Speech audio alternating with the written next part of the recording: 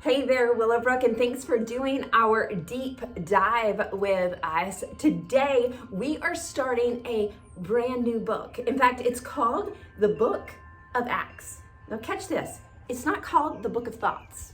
It's not called the Book of Feelings. It's not called the Book of Philosophies. It's called the Book of Acts because it's a record of the acts that were taking place in the birth of the Christian church, as it started, as it began, and there's story after story after story of the way that God's Spirit was at work moving in the early church.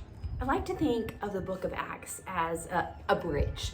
You see, it falls right in the middle of some significant pieces in the New Testament. The first 4 books of the New Testament we call the Gospels or the good news. They tell the story of Jesus, his birth, his life, his death, his resurrection. It gives us this story in the first 4 books. Now, after the book of Acts, we get into what we call the epistles. It's the letters that were written to churches to remind them of what was true, of helping them learn how to function as a church, to correct some wrong things. And right in the middle of the Gospels and the epistles is the book of Acts, the birthplace of the church. And what's happening as we get into this first chapter, these first 8 verses, Jesus has been resurrected.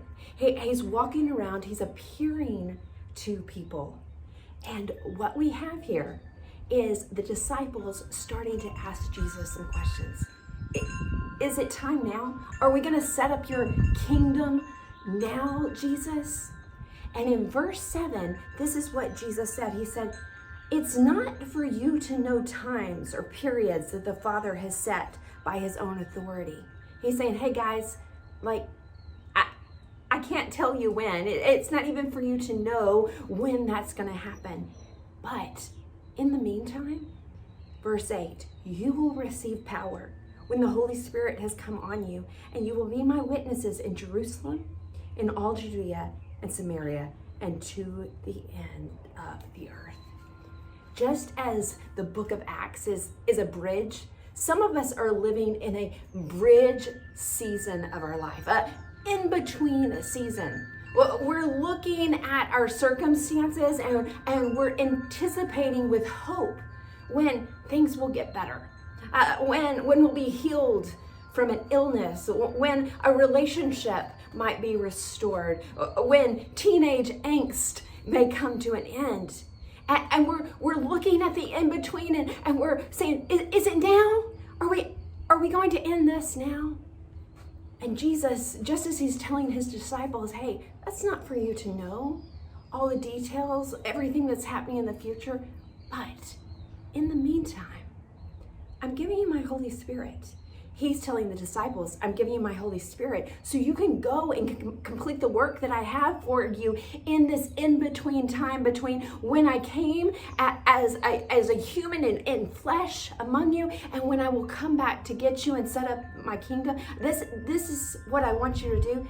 And the same thing is true right now. Whatever you're walking through, there is something that God has for you to accomplish, and he's given you his Spirit to accomplish it. But a lot of times we miss it because our eyes are on when it might be over. And he says, don't waste that time because I've given you my Spirit to accomplish in you and through you ways that others might see you in me. If you're walking through a time of transition and in between, could you take a look around at your circumstances and go, God, what do you want to do right now in me, through me, to show yourself to a world who needs you so desperately, that person who needs you so desperately, and embrace the in-between, just like Jesus was giving for the disciples, and receive the power that lives inside you if you're a follower of Jesus, and experience These are really cool things, some of the most significant moments of your life that can happen in the in-between. I hope that you will have a happy Wednesday.